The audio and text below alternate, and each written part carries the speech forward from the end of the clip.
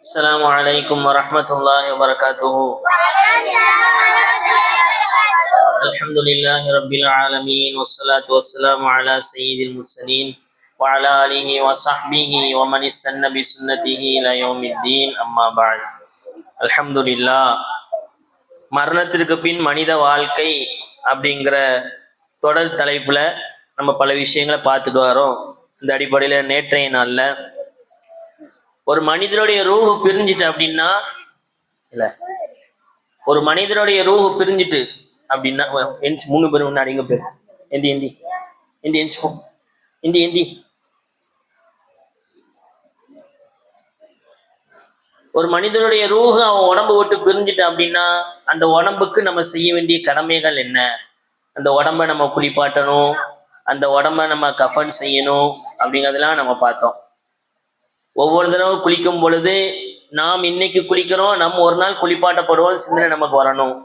ஒவ்வொரு தடவை நம்ம சட்டை அணியும் பொழுது இன்னைக்கு நான் சட்டை போடுறேன், இந்த சட்டையை நான் கலட்டுவானா அல்லது வெட்டி எடுக்கப்படுவோமா அப்படிங்கிற சிந்தனை நமக்கு வரணும். இதெல்லாம் இந்த மையத்தை பார்க்கும் பொழுது, இந்த செயல்களை நாம் பார்க்கும் பொழுது நமக்கு வரணும் அப்படிங்கிறதெல்லாம் நம்ம பார்த்தோம். இன்னைக்கு அதனுடைய தொடர்ச்சியா ஒரு மையத்து அதை குளிப்பாட்டியாச்சு, கஃபன் அணிவிச்சாச்சு. ஆண்னா 3 கஃபன் அணிவிக்கணும், பெண்ணுன்னா 5 துணியில கஃபன் அணிவிக்கணும், வெள்ளை துணியில இருக்கணும், இப்படிலாம் நம்ம பார்த்தோம். இதுக்கப்புறம் அடுத்த ஸ்டேஜ் இன்னையோடைய தலைப்பு என்ன அப்படின்னா, மையத்துக்கு தொழுகை நடத்துதல், ஜனாசா தொழுகை, மையத்தை சுமந்து கொண்டு செல்லுதல், அதுக்கப்புறம் மையத்தை அடக்கம் செய்தல். இந்த 3 விஷயம் சம்மந்தமாக இன்ஷா அல்லாஹ் இன்னைக்கு பார்க்க போறோம். மையத்தை தொழுக வைக்கிறது, அதை தூக்கிட்டு போறது, அதை அடக்கம் பண்றது, இந்த 3 இன்ஷா அல்லாஹ் பார்க்க போறோம். அல்லாமா இப்னு கய்யிம் ரஹ்மத்துல்லாஹ் சொல்லி காமிப்பாங்க, மக்சூது ஸலாத்தில் ஜனாஸா அத்துஆ லில் மய்யித் வஷ்ஷஃபாஅத்து லஹு. ஜனாஸா தொழுகையுடைய மெயின் கான்செப்டே என்ன அப்படின்னா, அது மையத்துக்கு துஆவாக அமையும். ஜனாஸா தொழுகையே மையத்துக்கு துஆ பிரார்த்தனை தான் என்பதாக அல்லாமா இப்னு கய்யிம் ரஹ்மத்துல்லாஹ் ஸாதுல் மஆத் கிதாபில் எழுதியிருக்கிறாங்க. எப்படி மையத்தை குளிப்பாட்டுவது ஃபர்லி கிஃபாயாவோ, மையத்துக்கு கஃபன் அணிவிப்பது ஃபர்லி கிஃபாயாவோ, மையத்துக்கு தொழுகை நடத்துவதும் ஃபர்லி கிஃபாயா. ஃபர்லி கிஃபாயானா என்ன நேரத்தை சொன்னேன், ஊர்ல ஒருத்தர் செஞ்சால் எல்லாரும் செஞ்ச மாதிரி, ஊர்ல யாருமே செய்யலைன்னா எல்லாரும் குற்றம் பிடிக்கப்படுவாங்க. அப்போ ஜனாசா ஒரு இடத்துல இருக்குதுன்னா ஒருத்தராவது அந்த ஜனாசாவுக்கு தொழுகை நடத்த வேண்டும், ஃபர்லி கிஃபாயா என்பதாக அல்லாமா நவவி ரஹ்மத்துல்லாஹ் அவங்க சொல்லி காமிப்பாங்க. ஜனாசா தொழுதால் என்ன நன்மை கிடைக்கும்? விசுவாசம் சொன்னாங்க, மன் ஸல்லா அலா ஜனாஸத்தின் ஃபலஹு கீராத்தானி வமன் தபிஅஹா கீராத்துன் வமன் தபிஅஹா ஹத்தா துத்ஃபின ஃபலஹு கீராத்தானி. யார் ஒருவர் ஜனாசா தொழுகையில் கலந்து கொண்டு ஜனாசா தொழுகிறாரோ அவருக்கு 1 கீராத் நன்மை கிடைக்கும். யார் ஜனாசா தொழுகைக்கு பின்னால் அந்த ஜனாசாவை அடக்கம் செய்யும் வரை பின்தொடர்ந்து செல்கிறாரோ அவருக்கு 2 கீராத் நன்மை வழங்கப்படும். கீராத் அப்படிங்கிறது ஒரு பெரிய மலைக்கு சமம். கீராத்தானினா அல் ஜபலைனி அதீமைன், மிகப்பெரிய மலை. உதாரணத்துக்கு சொல்லணும், நப்சாசம் காலத்தில் உஹது மலை ரொம்ப பெருசா இருக்கும்.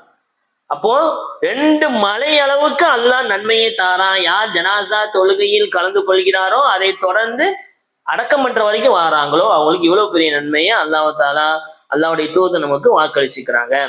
அதே மாதிரி நான் ஏற்கனவே சொன்னோம்ல, ஜனாசா தொழுகையுடைய மெயின் கான்செப்டே அந்த மையத்துக்கு அது எதுன்னு துஆ.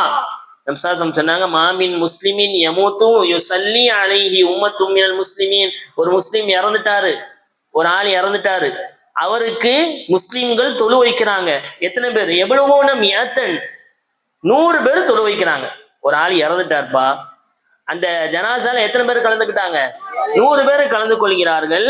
எல்லோரும் அவருக்காக துவா செஞ்சால் அவருடைய பாவங்களை அல்லாஹ் மன்னிச்சிடுறான். சுப்ஹானல்லாஹ். அப்ப நம்ம மையத்துக்கு எத்தனை பேர் வரணும்? குறைஞ்சபட்சம் 100 பேராவது வரக்கூடிய மக்களை நம்ம சம்பாதிச்சு வைக்கணும். எல்லாத்தையும் அவன்கிட்ட சண்டை, இவன்கிட்ட சண்டை, அவன்கிட்ட பேச மாட்டேன், இவன்கிட்ட பேச மாட்டேன் அப்படின்னா நம்ம மையத்துக்கு யாரும் வரமாட்டாங்க. எந்த மையத்துக்கு 100 பேர் கலந்து கொள்கிறார்களோ அவங்க 100 பேர் துவா செஞ்சா அவங்களுடைய துவாவை அல்லாஹ் ஏற்றுக்கொண்டு அந்த மையத்துடைய பாவங்களை அல்லாஹ் மன்னிக்கிறான். நப்சாஸ் சொன்ன செய்தி சஹீஹ் முஸ்லிம்ல வருது. அதே மாதிரி தொழுகை, மையத்துக்கு தொழக்கூடிய அந்த தொழுகை ஏற்றுக்கொள்ளப்படுவதற்கு சில நிபந்தனைகள் இருக்குது. முதலாவது, அந்த மையத்து என்னது மதத்தை சார்ந்தவளா இருக்கணும், இஸ்லாமை சார்ந்த முஸ்லீமாக அந்த மையத்து இருக்கணும். ரெண்டாவது, அந்த மையத்து சுத்தமான நிலையில குளிப்பாட்டப்பட்ட நிலையில இருக்கணும். மூணாவது, கிப்லாவை முன்னோக்கிய நிலையில மையத்து இருக்கணும். நீ பார்த்துப்ப பள்ளிவாசல்ல மையத்து வைக்கப்படும் பொழுது எந்த திசையை நோக்கி இருக்கும் மையத்து? கிப்லா. நம்ம நம்ம கிப்லா நோக்கி இருப்போம், நமக்கு முன்னாடி அந்த ஜனாசா வைக்கப்பட்டிருக்கும். அடுத்து அவுரத்து மறைக்கப்பட்ட நிலையில, அது எல்லாமே கரெக்டா தான் இருக்கும்.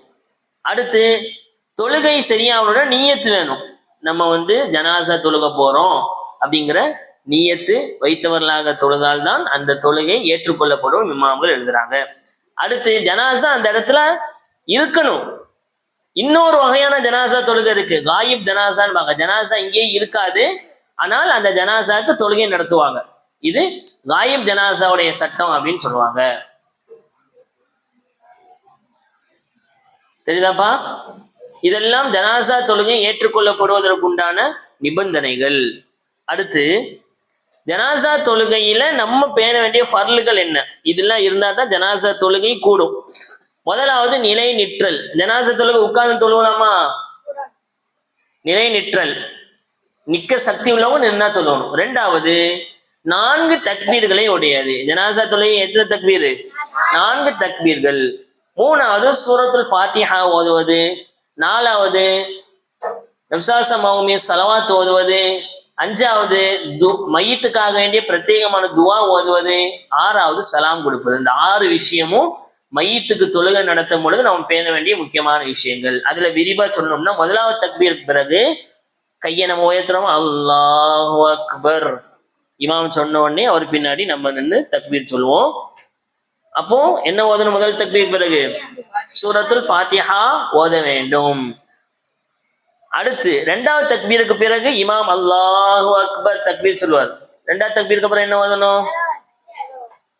அத்தஹியாத்துக்கு அப்புறம் ஸலவாத் ஓதுவோம்ல, அல்லாஹும்ம ஸல்லி அலா முஹம்மத் வ அலா ஆலி முஹம்மத் கமா ஸல்லைத அலா இப்ராஹீம் வ அலா ஆலி இப்ராஹீம் இன்னக ஹமீதும் மஜீத். அல்லாஹும்ம பாரிக் அலா முஹம்மத் வ அலா ஆலி முஹம்மத் கமா பாரக்த அலா இப்ராஹீம் வ அலா ஆலி இப்ராஹீம் இன்னக ஹமீதும் மஜீத். இது 2வது தக்பீருக்கு முன்னாடி ஓதணும். 3வது தக்பீருக்கு பிறகு மையத்துக்காக நபிசாசம் அவங்க துஆ சொல்லி தந்திருக்கிறாங்க. அதுதான் ரொம்ப முக்கியமான விஷயம். எத்தனை பேருக்கு நமக்கு தெரியும்? யாருக்கெல்லாம் தெரியும் சொல்லு பாப்போம். ஜனாசா தொழுகையில் 3வது தக்பீருக்கு பிறகு ஓதக்கூடிய துஆ தெரியாதா? அல்லாஹ் பாதுகாக்கணும். முக்கியமான விஷயம், மதரசாக்கள்ல சொல்லி கொடுப்பாங்க, அதெல்லாம் படிக்கணும் இன்ஷா அல்லாஹ். اللهم اغفر لحينا وميتنا وشاهدنا وغائبنا وكبيرنا وصغيرنا وذكرنا وانثانا اللهم من احييته منا فاحيه على الاسلام ومن توفيته منا فتوفه على الايمان. இப்படி ஒரு துஆ இருக்கு. துஆ புக்ல இருக்கா? அது படிக்கணும் இன்ஷா அல்லாஹ். அப்ப ஜனாசா தொழுகை நீங்களே இவ்வளவு நாள் என்ன ஓதுனீங்க? ஒன்னும் ஓத மாட்டீங்களா? அந்த துஆ தெரியலன்னா அல்லாஹ் மக்ஃபிர்லி, அல்லாஹ் மக்ஃபில்லஹு, அல்லாஹ் மக்ஃபில்லஹு, அல்லாஹ் மர்ஹமுஹு, யா அல்லாஹ் அவர் பாவத்தை மன்னிச்சிரு, அந்த மையத்துக்கு நீ ரஹ்மத் செய்யும் துஆ செய்யணும். அந்த துஆவை மனப்பாடம் பண்ணாம தெரியலன்னா இப்படி ஓதணும். இதே வச்சு ஓட்டிடக்கூடாது, மிக விரைவாக மனப்பாடம் பண்ண முயற்சி செய்யணும். 3வது தக்பீருக்கு பிறகு மையத்துக்கு உண்டான பிரத்யேகமான துஆவை ஓத வேண்டும். 4வது தக்பீருக்கு பிறகு எந்த துஆவும் பிரத்யேகமான துஆ கிடையாது. விருப்பப்பட்டவங்க துஆ ஓதலாம், இல்லாச்சும் அமைதியாக இருக்கலாம். பெரும்பான்மையான இமாம்கள் ரப்பனா ஆத்தினா ஃபித் துன்யா ஹஸனத்தன் வ ஃபில் ஆখিরাতি ஹஸனத்தன் வ கினா அஸாபன்னார் இந்த துஆ ஓதிக்கலாம். கட்டாயம் ஓதணும் கிடையாது, ஓதிக்கலாம், அமைதியாகவும் இருக்கலாம். 4 தக்பீர் முடிஞ்ச உடனே ஜனாசா தொழுகைக்கு ஒரு சலாம் தான் ரொம்ப முக்கியம். முதல் ஒரு சலாம் சொல்லிட்டாலே முடிஞ்சிட்டு, 2 சலாம் சொன்னா ரொம்ப நல்லது. அஸ்ஸலாமு அலைக்கும் வரஹ்மத்துல்லாஹ், அஸ்ஸலாமு அலைக்கும் வரஹ்மத்துல்லாஹ் அப்படின்னு சொல்லி முடிக்கும். ஜனாசா தொழுகைக்கு பாங்கும் கிடையாது, இகாமத்தும் கிடையாது, ருக்குவும் கிடையாது, சஜிதாவும் கிடையாது. நின்ற நிலையில 4 தக்பீர்களை கொண்ட ஒரு தொழுகை அப்படின்ட்டு இமாம்கள் எழுதுறாங்க. சரி, ஹைர். இப்போ ஜனாசா தொழு வைக்கக்கூடியவர் எங்க நின்று தொழு வைக்கணும்? ஜனாசா இருக்குன்னா ஆண் ஜனாசா வந்து நெஞ்சுக்கு நேரா நிக்கணும். நீ பார்க்கலாம் இமாம்கள் நிக்கும் பொழுது. ஆண் ஜனாசா அப்படின்னா அந்த கலரே வேற மாதிரி இருக்கும். ஒவ்வொரு பழக்கம் ஒவ்வொரு பழக்கம் இருக்கும். இப்ப சென்னையிலாம் எடுத்துட்டோன்னு வச்சுக்கோங்க, ஆண் ஜனாசானா பச்சை கலர் துணி போட்டிருப்பாங்க, பெண் ஜனாசா அப்படின்னா சிவப்பு கலர் துணி போட்டிருப்பாங்க. அதை வச்சே தெரிஞ்சிடும். இமாம் ஜனாசா தொழுகையில ஆண் ஜனாசாவா இருந்தா நெஞ்சுக்கு நேரா நிப்பாரு, பெண் ஜனாசா இல்ல, ஆண் ஜனாசானா தலைக்கு நேரா இருப்பாரு, பெண் ஜனாசா அப்படின்னா மத்தியில நிப்பார், நடுவுல ஜனாசாவுடைய நடுவுல நிப்பாரு அப்படின்ட்டு இமாம்கள் எழுதுறாங்க. அடுத்து ஜனாசா இல்லாத பட்சத்துல காயிப் ஜனாசான்னு ஒண்ணு இருக்குது. ஒரு பிரத்யேகமான முக்கியஸ்தர் யாரா இறந்துட்டாங்க அப்படின்னா இருந்த இடத்துல இருந்து ஜனாசா இல்லாமே நம்மளும் தொழுவலாம். இதுக்கு பேரு காயிப் ஜனாசா. காயிப்னா மறைவானது, கைபு மறைவானது. காயிப் நம்ம கண்ணுக்கு முன்னாடி ஜனாசா இல்ல, நாம் அப்படியே நம்ம ஜனாசா நப்சாசம் தொழுதுருக்கிறாங்க. நபியவங்க மக்கால இருக்கும் பொழுது நபியவங்களுக்கு ரொம்ப உதவி செஞ்சு எத்தியோப்பியாவில் இருக்கக்கூடிய நஜ்ஜாஷி அப்படின்னு சொல்லக்கூடிய மன்னர் இறந்துட்டார், இஸ்லாத்தை ஏத்துட்டு இறந்துட்டார். அவர் இறந்த செய்தியை ஜிப்ரீல் அலைஹிஸ்ஸலாம் அவங்க சொல்றாங்க. மக்கா இங்க இருக்கு, எத்தியோப்பியா ரொம்ப தூரம் இருக்கு.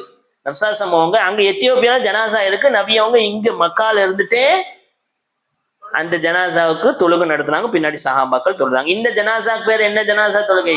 காயிப் ஜனாசா தொழுகை. மாஷா அல்லாஹ். அடுத்து சிறு குழந்தைகள் இறந்துட்டு 7 வயசுக்கு முன்னாடி உள்ள குழந்தை, சின்ன குழந்தை இறந்துட்டு அப்படின்னா அந்த குழந்தைக்கு ஜனாசா உண்டா? யார் சொன்னாங்க? 4 மாசம் கடந்து ஒரு குழந்தை இறந்துட்டாலே அது மனிதன்கிற அடிப்படையில வந்துட்டு, உயிர் வந்துட்டுனாலே அது மனிதன் ஆயிட்டு. அப்ப அதையும் குளிப்பாட்டணும், அதுக்கும் கஃன் அணிவிக்கணும், அதையும் தொழு வைக்கணும். புரியுதா? அடுத்து ஷஹீதுகள் தொழு வைக்கணுமா? அவங்கள குளிப்பாட்டக்கூடாது, கஃன் செய்யக்கூடாது, தொழு வைக்க கூடாது, அப்படியே அடக்கம் பண்ணிடணும். எந்த ஷஹீது? அல்லாஹ்வுடைய பாதையில போர் செஞ்சு ரத்தத்தை விட்டாங்கல்ல, உயிரை விட்டாங்கல்ல, அந்த ஷஹீதுகள்.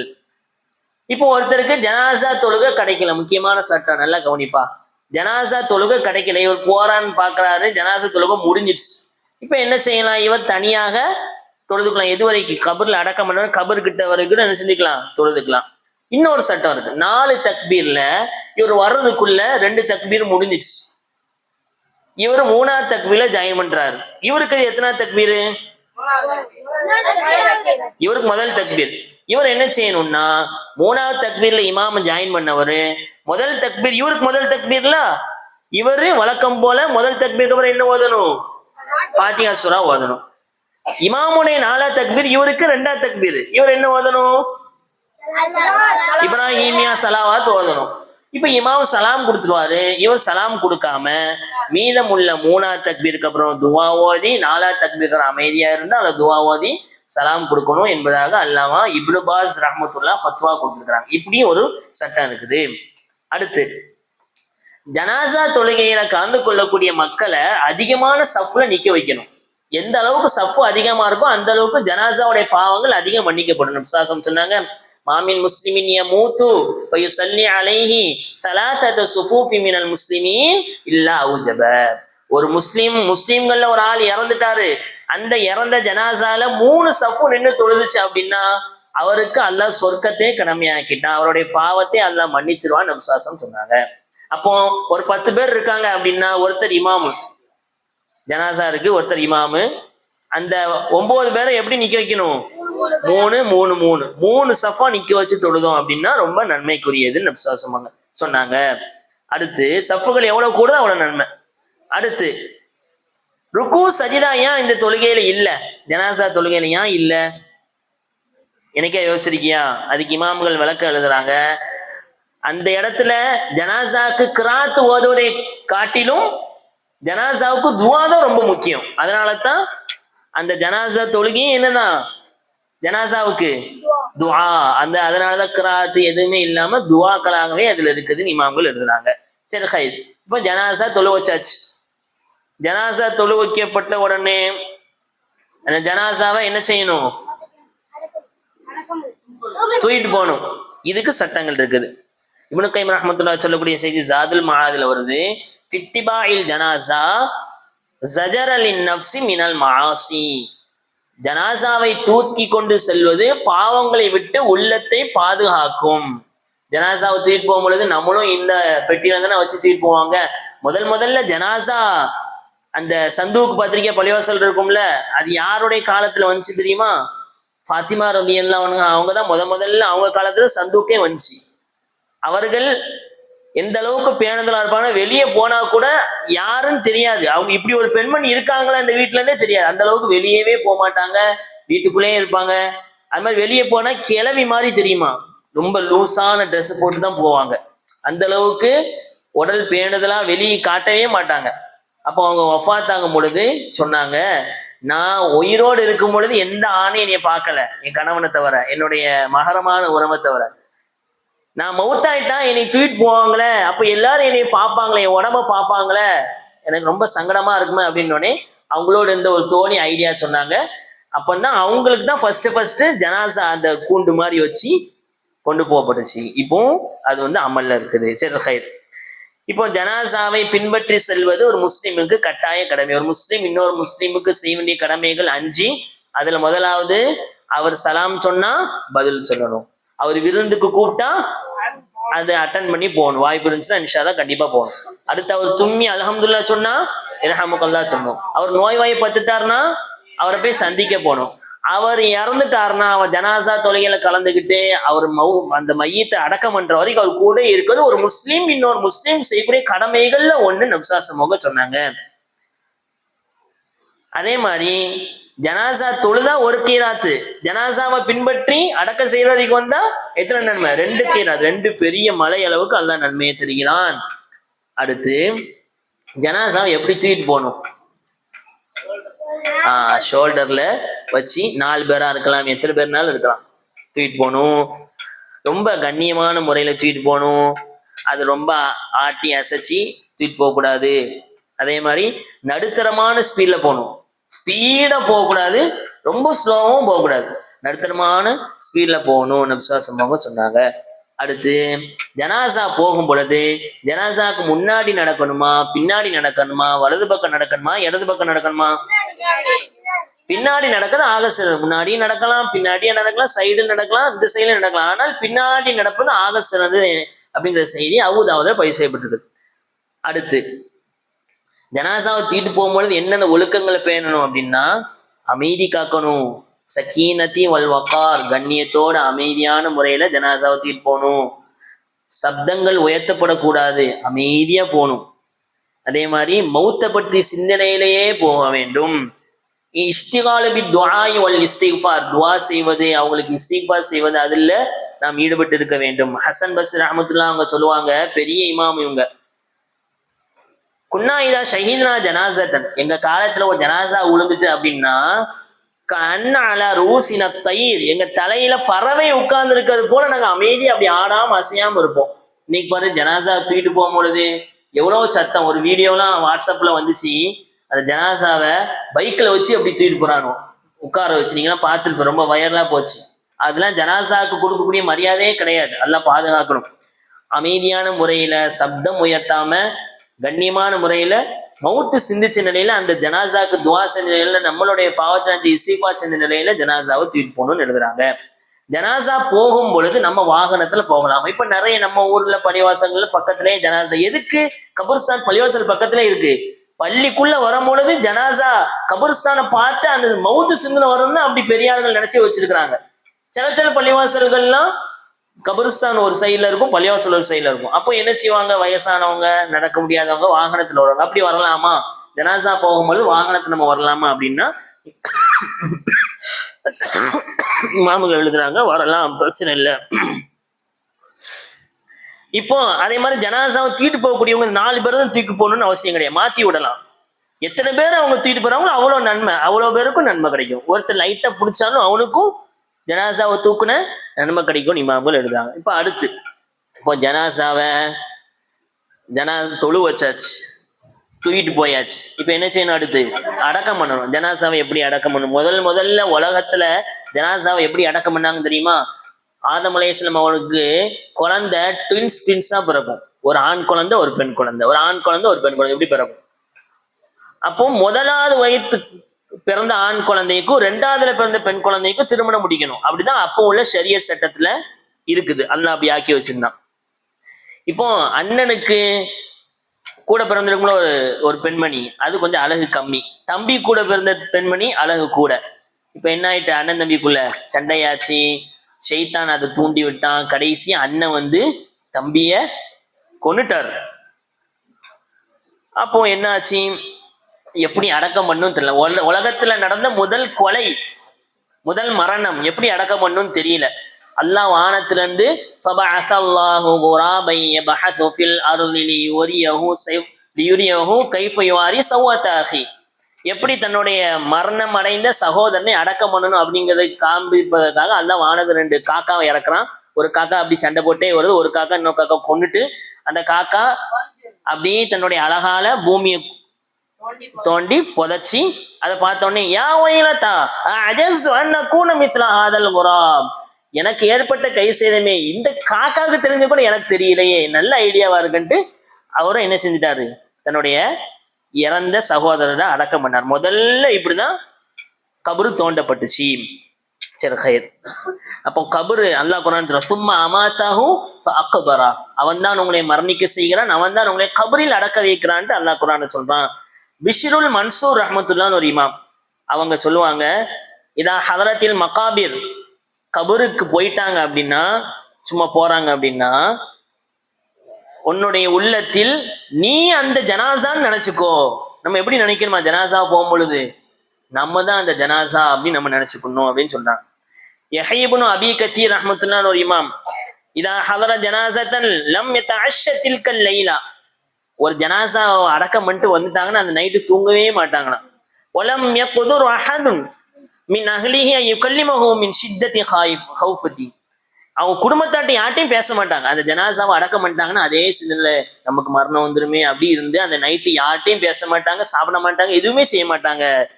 அதே மாதிரி முஹம்மது இப்னு வாசி ரஹ்மத்துல்லாஹ்னு ஒரு இமாம் இருந்தாங்க. அவர்கள் ஜனாசாவில் கலந்துட்டாங்கன்னா தங்க வீட்டுக்கு போவாங்களாம், போய் அழுவாங்க அழுவாங்க, அழுது கொண்டே இருப்பாங்க. அவர் சொல்லுவாரு, ஹாதா யௌமுன் முன்கல்லுன் அலைனா நஹாருஹு வமா யதஅம, அன்னைக்கு சாப்பிட மாட்டார். ஐயோ ஜனாசாவை அடக்கம் பண்ணிட்டோம், நம்மளும் ஒரு நாள் இப்படிதான் ஆகணும் அப்படின்னு நினைச்சு சாப்பிட மாட்டாங்க. அந்த அளவுக்கு இமாம்கள் மரணத்துடைய சிந்தனையில இருந்தாங்க, அதிகமா அழக்கூடியவர்களாக இருந்தார்கள். இப்னு மஸ்ஊத் ரலியல்லாஹு அன்ஹு அவங்க ஜனாசாவை அடக்கம் பண்ணும்போது கூட இருக்கிறாங்க. ஒரு ஆளு கபர்ஸ்தான்ல சிரிச்சிட்டு இருக்காரு. சிரிக்கலாமா கபர்ஸ்தான்ல போய்? பெரிய பாவம். அந்த இடத்துல வச்சு யார நினைக்கணும், நம்ம மையத்துல ஒரு ஆளா இருக்கமோ அப்படின்னு நம்ம நினைக்கணும். அந்த இடத்துல ஒரு ஆள் சிரிச்சிட்டு இருந்தார், அவரை பார்த்து இன்னமும் அவங்ககிட்ட நான் பேசவே மாட்டேன் அப்படின்னு சொல்லிட்டாங்க. அதுக்கப்புறம் அவங்க பேசவே இல்லை என்பதாக இமாம்கள் எழுதுறாங்க. அபூதர்தா ரலியல்லாஹு அன்ஹு அவங்க சொல்லி காமிப்பாங்க, அலா உஹ்பிருக்கும் பியௌமி ஃபக்ரி, உன்னுடைய வாழ்நாளையே ரொம்ப ஏழ்மையான நாளை நான் சொல்லட்டா? சொல்லுங்க.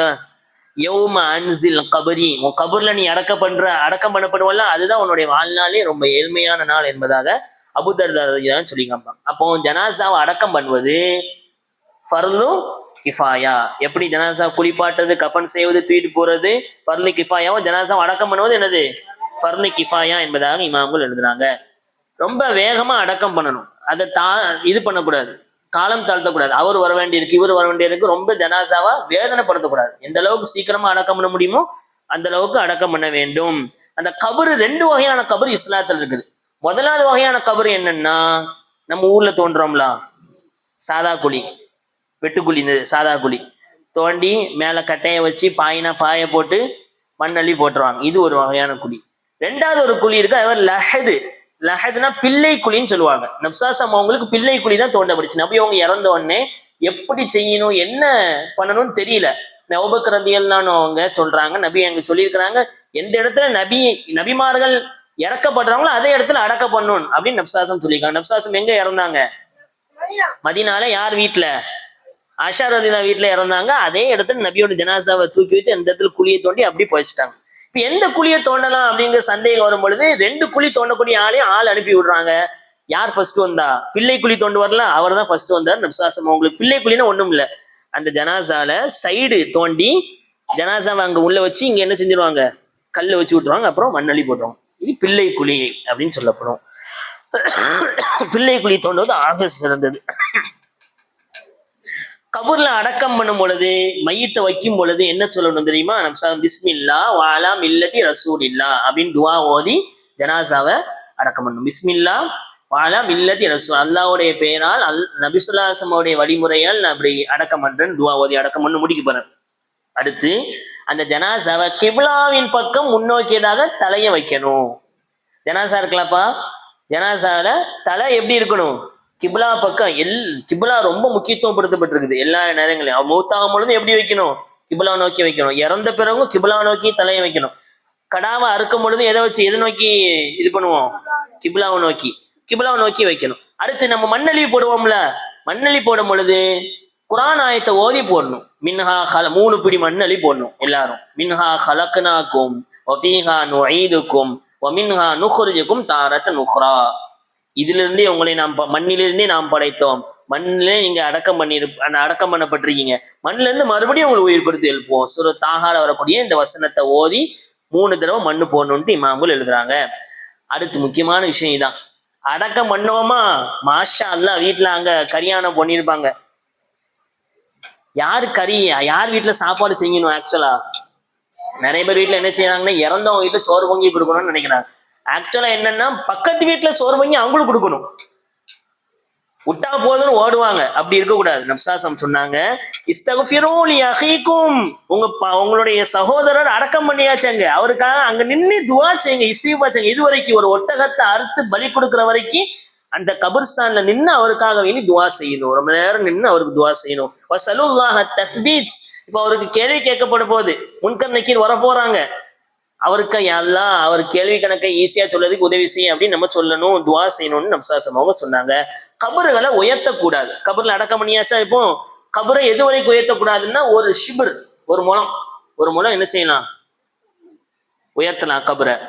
கபறுகள் உயர்த்தப்படக்கூடாது நப்சாசம் அவங்க சொன்னாங்க. அதே மாதிரி கபறுகள்ல கட்டிடங்கள் கட்டக்கூடாது. கபர்ஸ்தானுங்க இருக்குன்னா அது மேல என்ன செய்யக்கூடாது, கட்டிடங்கள் கட்டக்கூடாது. என்னவா, கட்டடம், ஒரு வீடு கட்டக்கூடாது. அதே மாதிரி கபறுகளை பள்ளிவாசல்களாக ஆக்கக்கூடாது.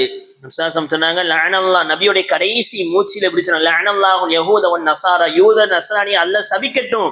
அவங்க என்ன சொன்னாங்க, இத்தகது குபூர் அம்பியாஹும் மசாஜிதா, அவங்க தனக்கு அனுப்பப்பட்ட நபிமார்களை அவங்களுடைய கபறுகளை மஸ்ஜிதுகளாக தொழக்கூடிய இடமா ஆக்கிட்டாங்க. அப்படி ஆக்கக்கூடாது, நப்சாசம் தடுத்தாங்க.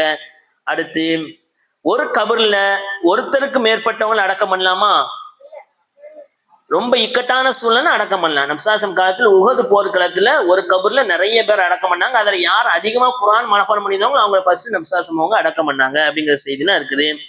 ஒரு மையத்தை அந்த இடத்துல இருந்து தூக்கிட்டு போய் இன்னொரு இடத்துல அடக்கலாமா? மையத்தை முதல்ல இறந்தவங்களை புதைச்சவங்கள தோண்டலாமா? நம்ம ஃபர்ஸ்ட் அவசிய தேவை ஏற்பட்ட தோண்டலாம். சின்ன சம்பவம் இதோட சொல்லி முடிச்சுங்க. மூசா அலைஹிஸ்ஸலாமுடைய காலகட்டத்துல அவங்க மிஸ்ரு ஈஜிப்துல இருந்து போறாங்க. போகும் பொழுது வழி தவறி போயிடுறாங்க, எங்க போறாங்கன்னே தெரிய மாட்டேங்குது, இருட்டாயிருது. பிறகு ஏன் அப்படின்னோடனே அவங்க மக்கள்லாம் சொன்னாங்க, உங்களுக்கு முன்னாடி வாழ்ந்த யூசுப் அலைஹிஸ்ஸலாம் எங்கள்கிட்ட ஒரு வாக்குறுதி வாங்கியிருந்தாங்க, இப்னு ஹிப்பான் வரக்கூடிய செய்தி, நீங்க மிஸ்ரை விட்டு போகும் பொழுது என் உடலை தூக்கிட்டு போகணும் அப்படின்னு சொல்லியிருந்தாங்க. அந்த நாங்க வாக்குறுதியை நிறைவேற்றாதனால இப்படி வழி தவறிட்டோம். சரி, அவர் கபர் எங்க இருக்குது? அந்த கபரு ஒரு பெரிய பெத்தாப்பா இருக்காரு, வயசான ஒரு பொம்பளை, அவளுக்கு தான் தெரியும். அப்ப அவர்கிட்ட போய் அந்த யூசுப் அலைஹிஸ்ஸலாம் கபர் எங்க இருக்கு, சரியான செய்தி. அப்ப அவர் சொல்லிட்டாங்க, எனக்குள்ள கடமையை நிறைவேற்றினா தான் நான் சொல்லுவேன், உன் கடமை என்ன? உங்களோட சொர்க்கத்துல இருக்கணும் மூசாவே. அதெல்லாம் வாய்ப்பு இல்லை, துவா செய்யுங்க. அப்போ அல்லாஹ் சொல்லிடுவான், நீங்க அப்படி துவா செய்யுங்கன்னு. அவங்க துவா செய்வாங்க. பிறகு அந்த பெண்மணி, வயசான பெண்மணி, இந்த இடத்துல தண்ணி தெளிங்க, இப்ப தோண்டுங்கன்னு. அங்க யூசுப் அலைஹிஸ்ஸலாமுடைய உடல் எப்படி இருந்துச்சு? அப்படியே இருந்துச்சு. நபிமார்களுடைய உடலை தின்பதை விட்டு மண்ணுக்கு அல்லாஹ் ஹராம் ஆக்கிட்டான். நபிமார்கள் நல்லடியார்கள் உடல்லாம் அப்படியே இருக்கும். அந்த யூசுப் அலைஹிஸ்ஸலாம் உடல் அப்படியே எடுத்து அவங்க போன இடத்துல என்ன செஞ்சாங்க, அடக்கம் பண்ணாங்கிற செய்தி ஹதீஸ்கள் இருக்கு. அப்ப ரொம்ப அவசிய தேவை ஏற்பட்டுச்சு. இப்போ நிறைய இடத்துல பாக்குறோம், அந்த கபரை தோண்டும் பொழுது அப்படி அந்த உடம்பு அப்படி இருக்கிறதுலாம் பார்க்கணும். நல்லடியார்களுடைய உடலை மண்ணு தீண்டாது. அதே மாதிரி இரவு நேரத்துல அடக்கம் பண்ணலாமா? பண்ணலாம், ஜாயிஸ் இருக்குது அப்படின்ட்டு இமாம்கள் எழுதுறாங்க. அடுத்து, அந்த கபர்ல மேல பேர் எழுதலாமா? செல்வி, செல்வன் அப்படின்னு எழுதலாமா? என்ன எழுதுறாங்கன்னா, கருத்து வேறுபாடு இருக்குது. தேவைப்பட்ட எழுதலாம், எழுதாம இருக்க ஆக சிறந்ததுன்னு எழுதுறாங்க. கபர்கள் ஜியாரத் செய்யலாமா? கபருக்கு போய் பார்க்கலாமா? கபர்களுக்கு போகலாமா? விசுவாசம் சொன்னாங்க, குன்தும் நஹைத்துக்கும் அன் ஜியாரா அல் கபூர். ஆரம்பத்துல கபருக்கு போகக்கூடாதுன்னு நான் சொன்னேன், இப்போ நீங்க கபருக்கு போங்க, ஏன்னா அது உங்களுக்கு மௌத்தை நினைவுபடுத்தும். கபருக்கு சும்மா போயிட்டு வரக்கூடாது, அங்க போய் அவங்களுக்காக வேண்டி துவா செய்யணும். உள்ள போகும்போது துவா ஓதிட்டு போடணும். அஸ்ஸலாமு அலைக்கும் யா அஹ்லல் கபூர் யக்ஃபிருல்லாஹு லனா வ லக்கும் அன்தும் ஸலஃபூனா வ நஹ்னு பில் அஸர். கபர்வாசிகள் உங்கள் மீது சலாம் உண்டாகட்டும், உங்களுடைய பாவத்தை எங்களுடைய பாவத்தை அல்லாஹ் மன்னிக்கட்டும், நீங்க முந்திட்டீங்க, நாங்க உங்களை பின்பற்றி பின்னாடி வர இருக்கிறோம் அப்படின்னு இந்த துவா ஓதிட்டு தான் உள்ள போன்னு நபி ஸல்லல்லாஹு அலைஹி வஸல்லம் சொன்னாங்க. கபர்களுக்கு அதிகமாக போய் நம்ம என்ன செய்யணும், அவங்களுக்காக துவா செய்யணும். அப்போ ஒரு மையத்து இறந்த உடனே அந்த மையத்தை நம்ம குளிப்பாட்டி கஃன் செஞ்சதுக்கு அப்புறம் அந்த மையத்தை ஜனாசா தொழ வைக்கணும், அதுக்கப்புறம் அதை தூக்கிட்டு போகணும், அதுக்கப்புறம் அதை அடக்கம் பண்ணணும். அதை ஜனாசா தொழுகுதுல இருந்து தூக்கிட்டு போற வரைக்கும் கூட இந்த 2 கீராத்து நன்மை அல்லாஹ் தாரான். 3 சஃபா தொழுது அல்லாஹ் அந்த ஜனாசாக்கு பாவத்தை மன்னிக்கிறான். 100 பேர் கலந்துட்டாங்க, 40 பேர் கலந்துட்டாங்கன்னா அந்த ஜனாசாவுடைய பாவங்கள்லாம் மன்னிக்கப்படுது அப்படின்னா சாசம் சொன்னாங்க. அப்ப இந்த விஷயங்கள்லாம் நம்ம கேட்டு நம்ம இந்த நல்ல விஷயங்கள் அதிகமா கலந்துக்கணும். ஜனாசா தொழுகைகள்ல அடக்கம் பண்ற வரை கடைசி கலந்துக்குமா இன்ஷா அல்லாஹ். இல்லாமல்ல அல்லாஹ் எந்த விஷயத்தை நம்ம கேட்டோமோ அதை பயனுள்ளதாக நமக்கு ஆக்கி வைப்பானாக. மேலும் மரணத்திற்கு பின்னால் உள்ள விஷயத்தை அதிகமாக நினைவு கூர்ந்து அதை நினைத்து அதிகமாக அமல் செய்யக்கூடிய மக்களாக அல்லாஹ் நம் அனைவரையும் ஆக்கல் புரிவானாக. ஆமீன். வாஹித் தஅவானா அல்ஹம்துலில்லாஹி ரப்பில் ஆலமீன். அஸ்ஸலாமு அலைக்கும் வரஹ்மத்துல்லாஹ்.